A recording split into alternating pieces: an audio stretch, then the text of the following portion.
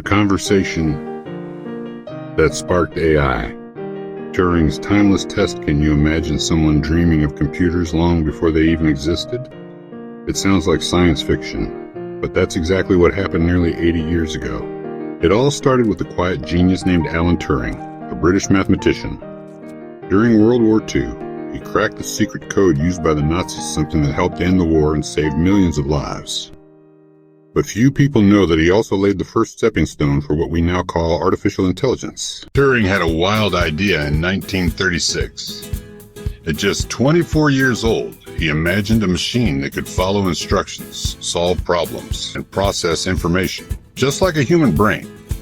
That idea became the blueprint for the modern computer. Isn't it incredible? While the world was still using typewriters, Turing was dreaming of machines that could think. But he didn't stop there. In 1948, Turing wrote a report for the British government and made a bold suggestion.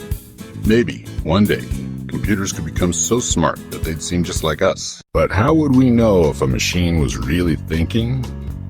Turing had a simple answer. Don't worry about how it thinks.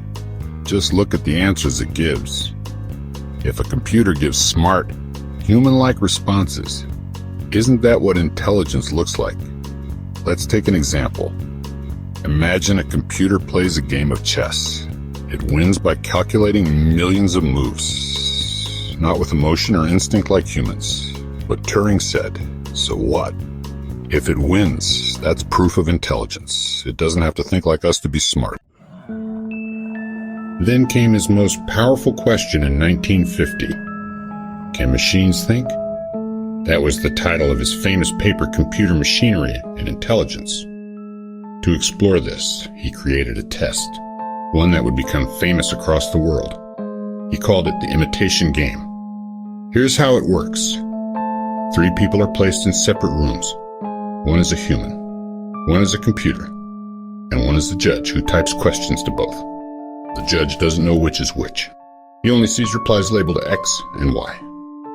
If the judge can't figure out who's the computer, then the computer has passed the test.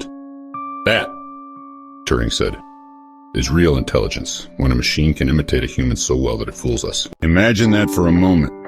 You're talking to a computer, and it feels so natural, so human, that you forget it's a machine.